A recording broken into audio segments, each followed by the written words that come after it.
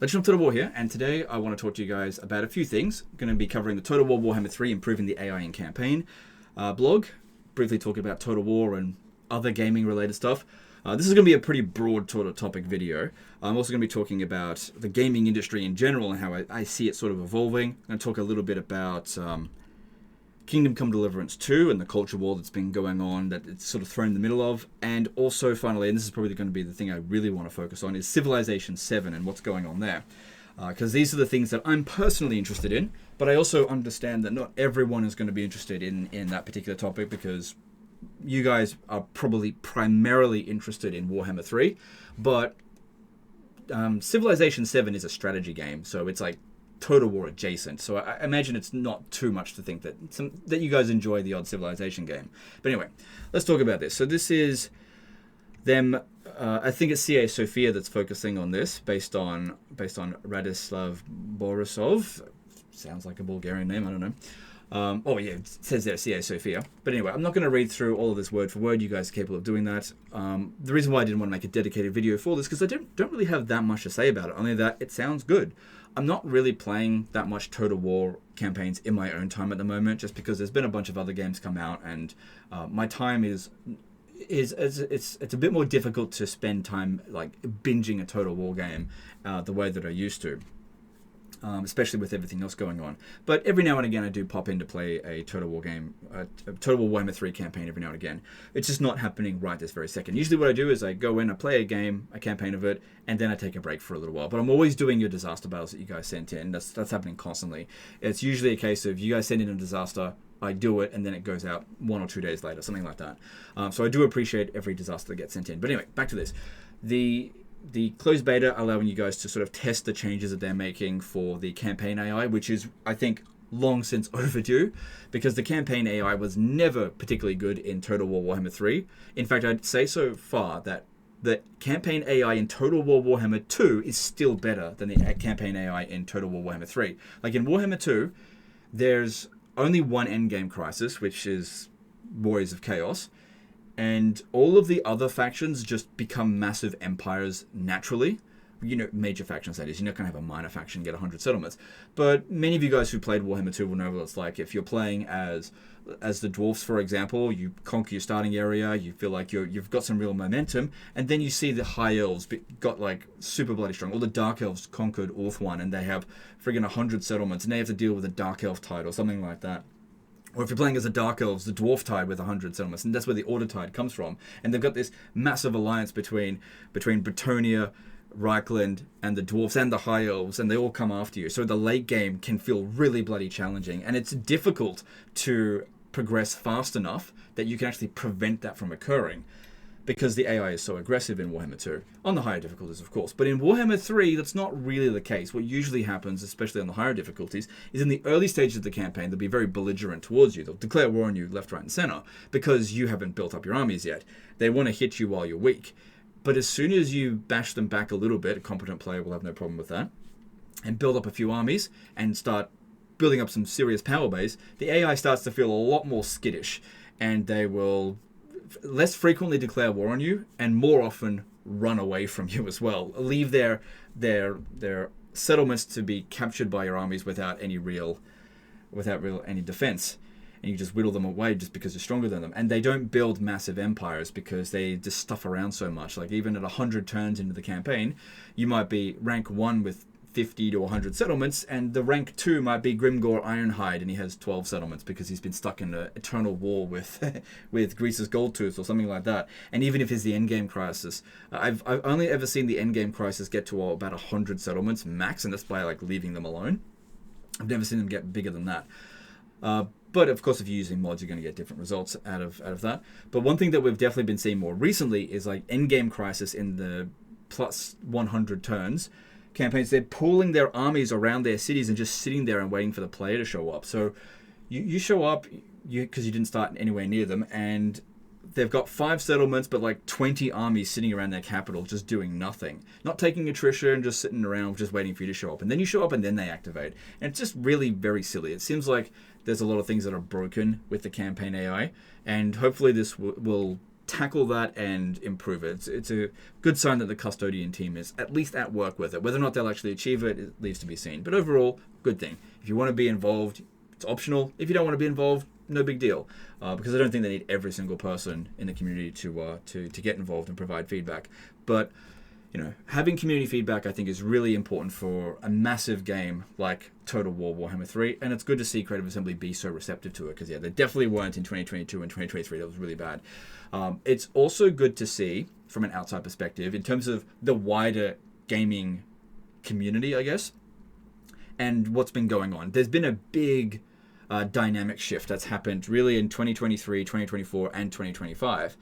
Basically, you've got development companies that are owned by massive billion-dollar publishers. Creative Assembly is one of them. It's owned by Sega. Sega's a multi-billion-dollar company. And then you've got something like Ubisoft, you've got 2K, you got Electronic Arts, these kind of big, friggin' massive companies that just own all the developers, right? And for a long time now, these companies have been just producing slop. Hey, you want to play the next Madden? Guess what? It has fewer features than the previous Madden, but it costs you guys 20% more. And don't forget to pre-order now and get $50 extra worth of the in-game currency. Fucking crap like that.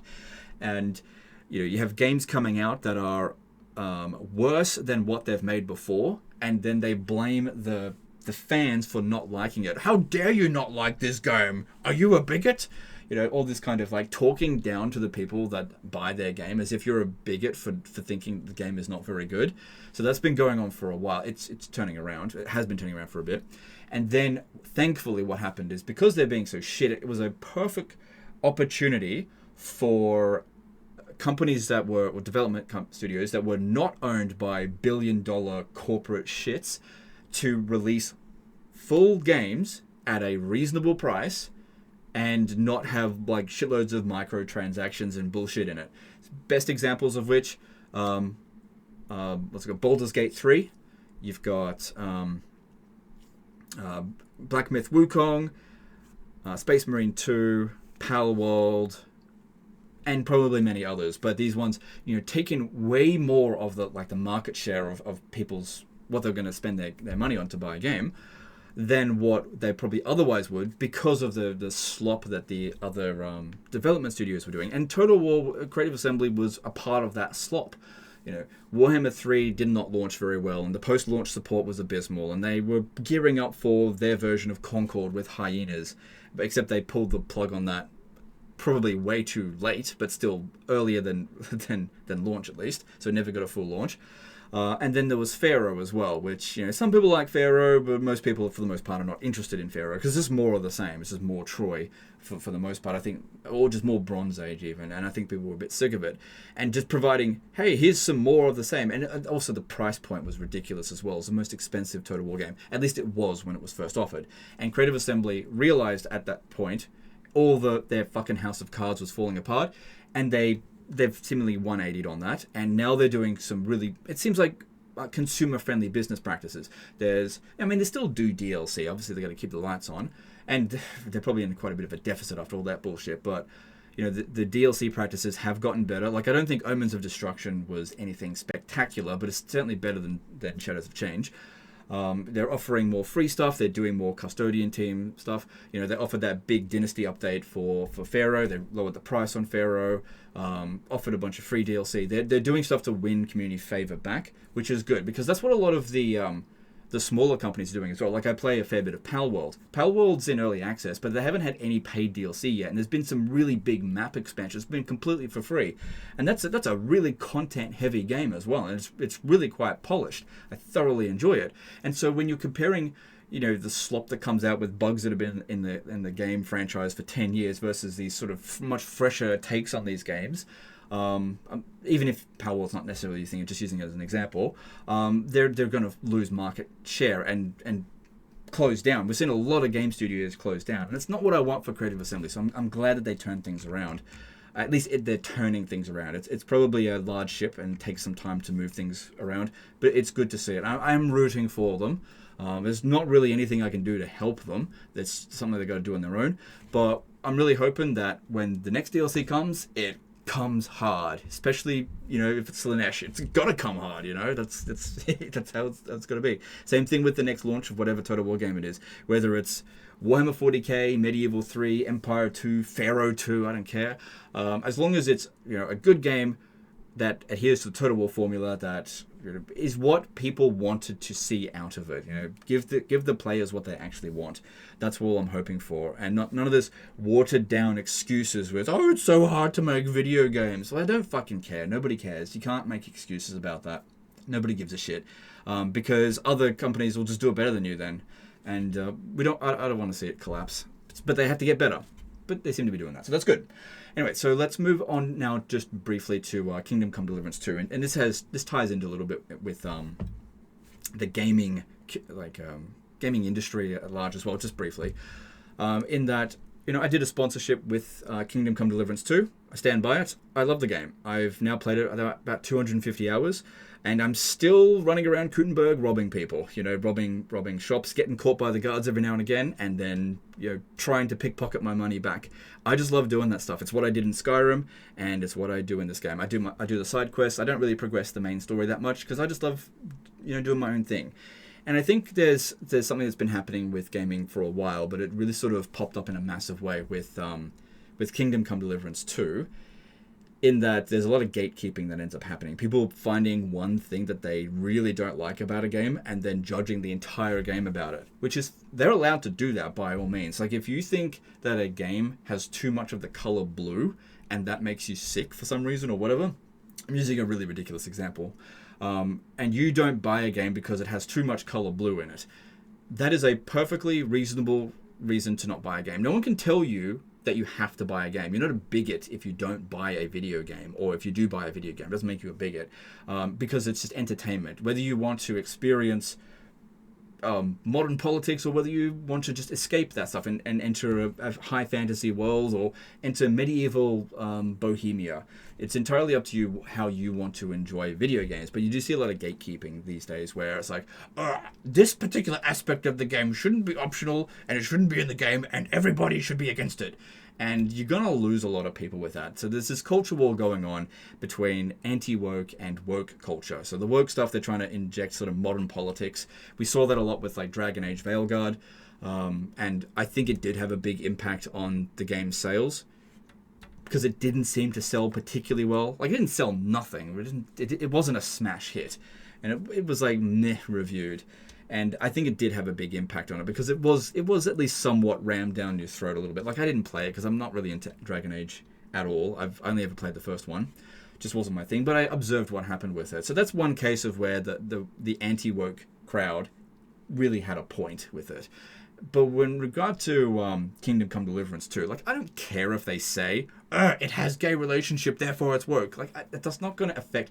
Like, I don't sit there and be like, I can't play this now because somebody called this game woke. It doesn't have any factor on it.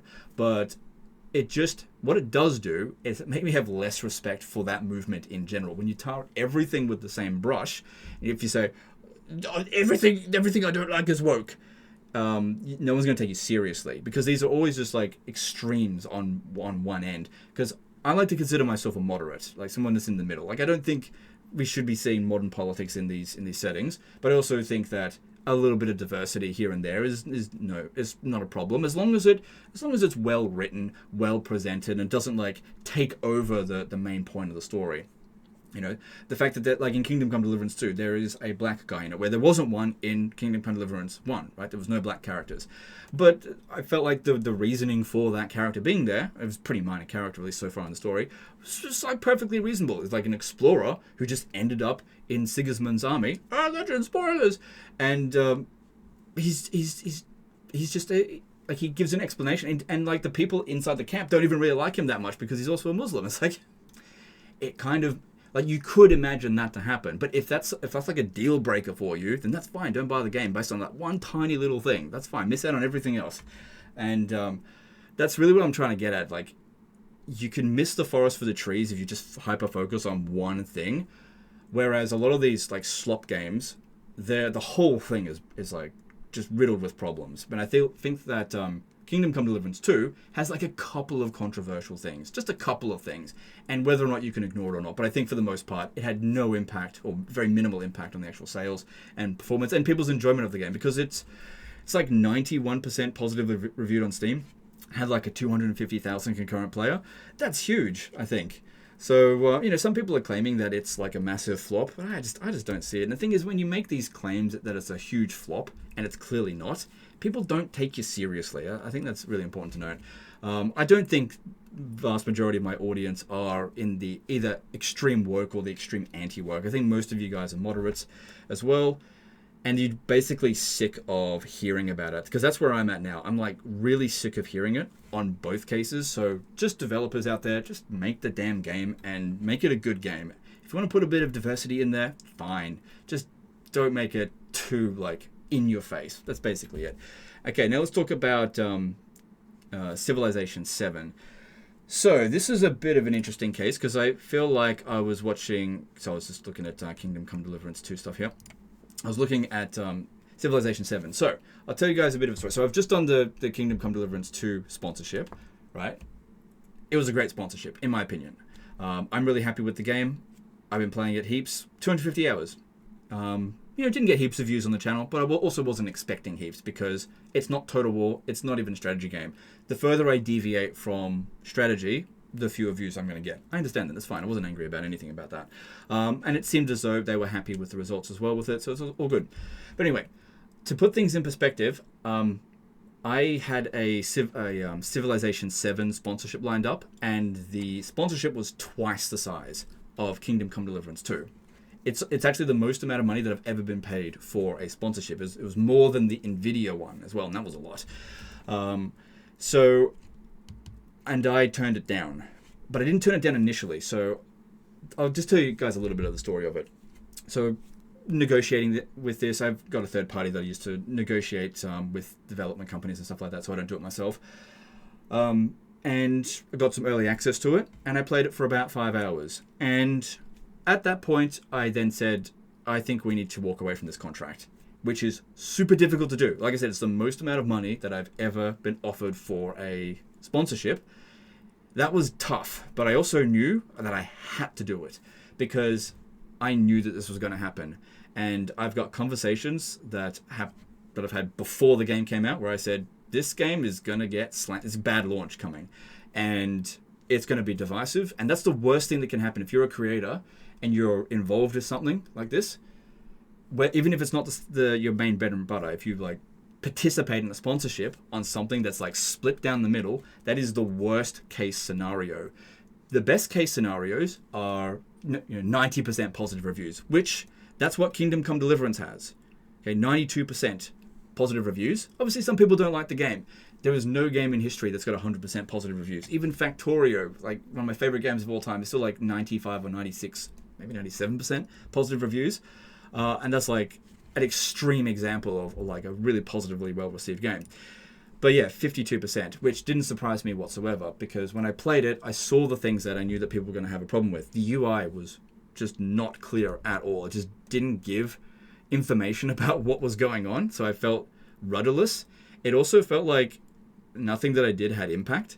And then when because I played as Rome, surprise, surprise, as Augustus, and then when the age turned, it was 200 BC. So it went from, the age finished, and it went straight from 200 BC to 400 AD. And then actually turned me into the Normans. It disbanded all of my armies. It cancelled the wonder I was building, and then turned it back to turn 1.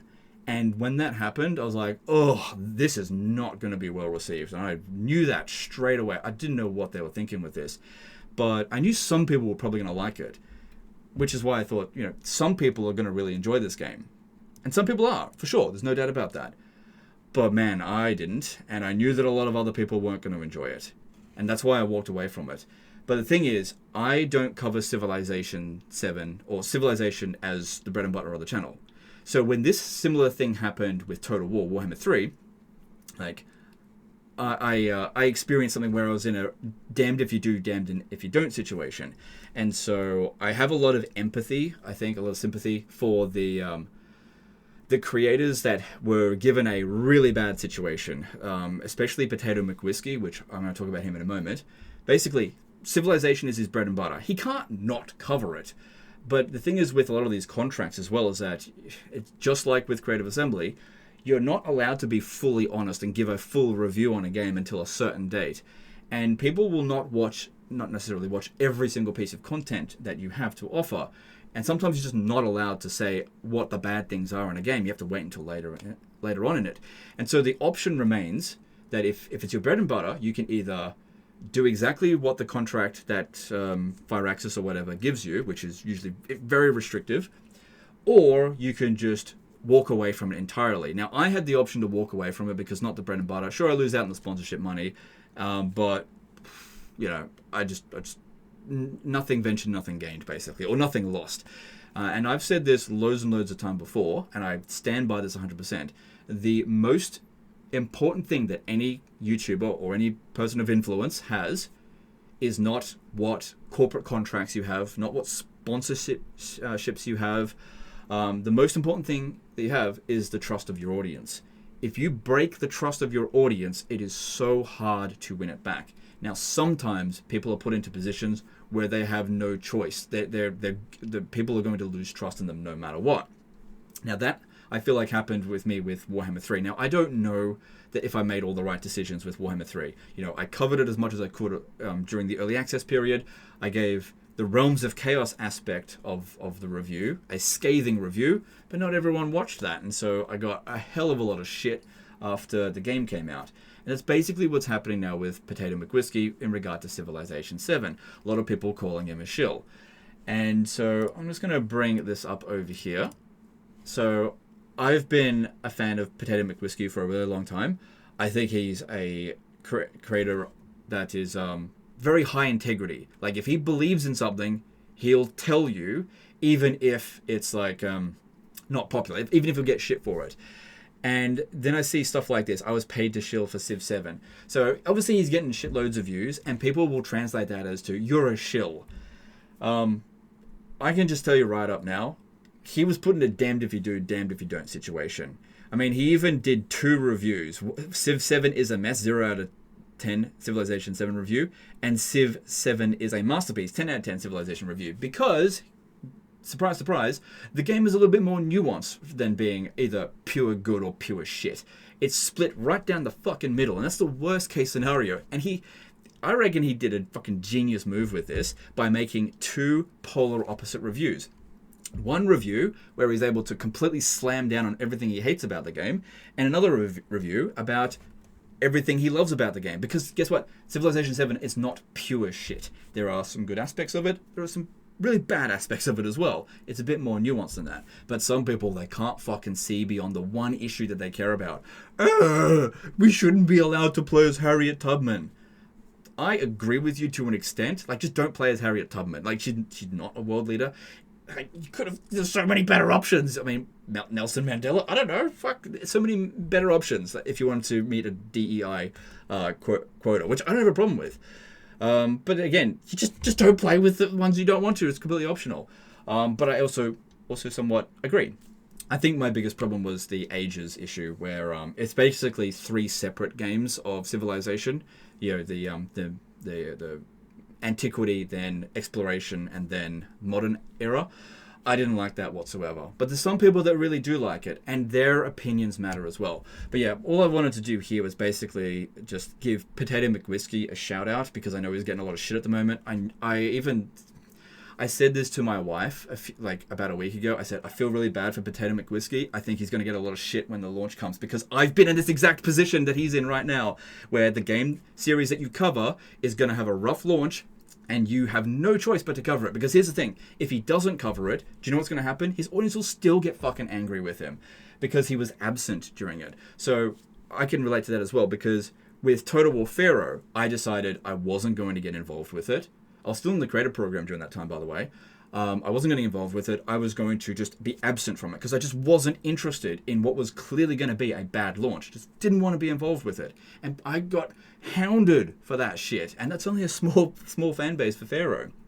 So you're damned if you do, damned if you don't. If you cover it, you're a shill. If you don't cover it, you're a bitter, angry person, and you've got a vendetta against the company. It fucking sucks to be in that position, and it's really the main developers are to blame, because I don't play much Civilization. I really don't. I play it every now and again, right? I like Civilization. I would consider myself a casual. It only took me a couple of hours to be able to realize this is going to go down in absolute flames. Imagine there should have been someone at the company that would have gone, hey, maybe people aren't going to like this. We're getting some really negative feedback from our playtesting. Maybe we should do something about it. But what I reckon has happened is that 2K has been like, we'll just fix it after launch and just push it out now. We've got to get the investors out. And it's the exact same fucking thing that we've seen with Ubisoft, with Creative Assembly and Sega, with all of these companies. And it's like Firaxis and I'm not necessarily blaming Firaxis. They probably had their hands tied. 2K probably just calling the shots and hadn't learned from all the fucking mistakes that all of the other games developers had made. That this has been repeated before. Like, this mistake here that they've made, it's been repeated. They're not the first person to do this. They shouldn't be going, you watch as the fucking blog post will come out. Oh, we're so sorry. We had no idea. Oh, we'll do better in future. Oh my God, it's so sick of hearing the same shit from different developers over and over and over again. It's like, can't you fucking learn the lesson by now? Learn from other people's mistakes. Like, delay the game and fix the problem before you launch it. Because what this does here is it ruins their reputation. Because it doesn't look like Civilization 7 sold as well as Civ 6, right? I've got this up here as well. So this is Civilization 6. Now, obviously, Civilization 6 did have a bit of a tumultuous launch as well, but it's now sitting at 86%. I have no doubt that Civilization 7, in the long run, will probably turn into a good game in like 2 years. Probably, right? I have no doubt about that. But this is also a really expensive game. Like, it was $120 on launch, 120 Australian, I should point out. So I think it was like $70 for Americans, which is the currency I should be using anyway. That's a lot to ask for a game that didn't have like a true Earth map. The map customization, oh my God, customization options were quite limited. But there was some good things in the game as well. But yeah, definitely not worth taking a sponsorship to cover it and then get fucking hounded right afterwards. And that being said, I was probably offered more money than PotatoMcWhiskey was, and I don't even think any of these things here are actually sponsored. I think you just got early access, because this is what developers do, right? And this is something that I've had to learn. It takes a long time to learn this stuff, right? Is that if your core, if your core game that you play is coming out with a new game, the developers typically aren't going to pay you very much to cover it, because you're probably going to cover it anyway. And this is something that I learned with Creative Assembly. So I've never had a sponsorship with Creative Assembly. They've offered a couple, but they were never very interesting. I've never had a sponsorship with Creative Assembly because they're not going to pay me very much, because I'm going to cover it anyway. And at least that's the assumption. But I get paid shitloads from companies where it's not my core audience. So like, whenever I cover something from Paradox, I get paid pretty damn well for that, because I don't cover Paradox that often, and it works really well because everyone's usually pretty happy with it. Same thing with Kingdom Come Deliverance too. I got paid. I'm really happy with the pay that I got for that, because otherwise I would have bought the game anyway. I just wouldn't have covered it on the channel, and that way I introduce it to my audience. And it would have been the same thing with Civilization 7. It's not something that I cover a lot on the channel, and well, actually, I don't think I've covered Civilization at all on the channel. And so I would have introduced it to a bunch of people that otherwise wouldn't have. But if you're the core, you're just not going to get paid for it. You just get stuck with this early access. And, you get shitloads of views. There's no doubt about that. But you end up with a lot of hate. I think that PotatoMcWhiskey, I think he handled the situation about as well as he could have. I think it was the right call for him to cover it, and it does seem as though he's been about as honest as he possibly can be. He's been nuanced with it, which I know some people can't understand nuance. He's criticized it in some areas, been positive about it in others, which is why, I fully endorse PotatoMcWhiskey. I do not think he is a shill for Civ 7, but I think that this is equally a tough situation to be in, because I've been there myself. I was there at the beginning of Warhammer 3, getting this exact same shit. People calling me a paid shill for Warhammer 3, which, by the way, I didn't get paid a cent for Warhammer 3 outside of like ad revenue and stuff, and that's how I got paid. But I got paid quite well. That was a really good month, and then followed by seriously bad months for a very long time. But that's the risk. It can be difficult to overcome this stuff, and it takes you got to go through something like this to know when to dodge it. And if I hadn't gone through that experience with Warhammer 3, I probably would have taken this sponsorship and just gone ahead with it. But like I said, thanks to the experience that I've had with that, I knew to dodge it. And I'm rooting for them to improve with it as well. And hopefully I can do a sponsored video of Civilization 7 a year or two from now. I hope that will happen.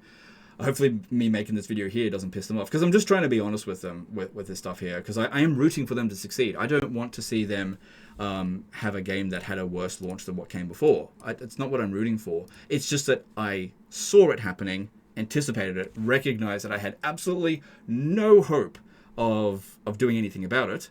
They're not going to listen to me. I mean, if Creative Assembly doesn't listen to me, Firaxis isn't going to listen to me.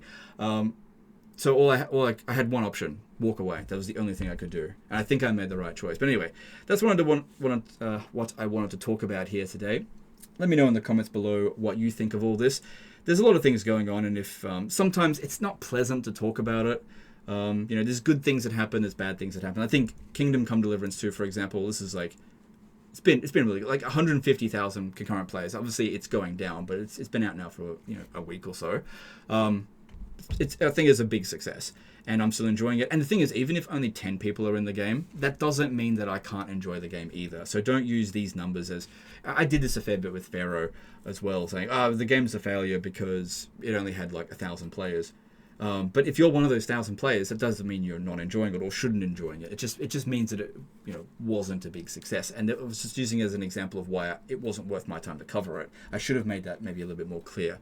But I always tried to say, if you were a fan of Pharaoh, don't let the fact that I wasn't interested in it take that away from you.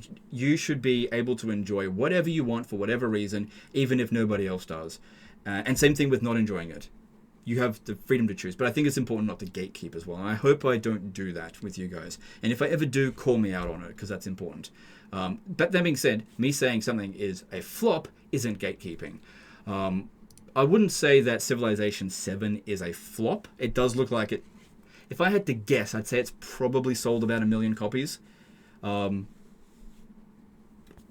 don't know if that's profitable for them, but I'm pretty sure they'll turn this around over time. But I think it also would have been better for them if they released it at 90% positive reviews, and even if that meant delaying it by an additional 6 months, because the most important thing that you've ever got is the trust of your either consumers or your viewers or anything like that. And when you do something like this, you break that trust and take it from Creative Assembly.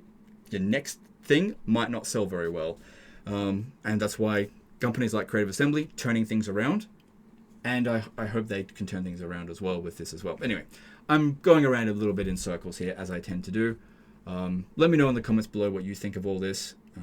I think these conversations are important to happen every now and again, even if they are somewhat unpleasant. But anyway, that's my take on this. Once again, if you're at all interested in Civilization, I imagine most of you guys who are already aware of it, but chuck PotatoMcWhiskey a sub and let him know that Legend of Total War says hi, and that he is not a shill, and that everyone needs to calm the fuck down. And if you're going to direct your anger anywhere, well, for one thing, calm down. Do it in a respectful manner as much as you possibly can, because I can guarantee you they're not responsive to disrespectful language.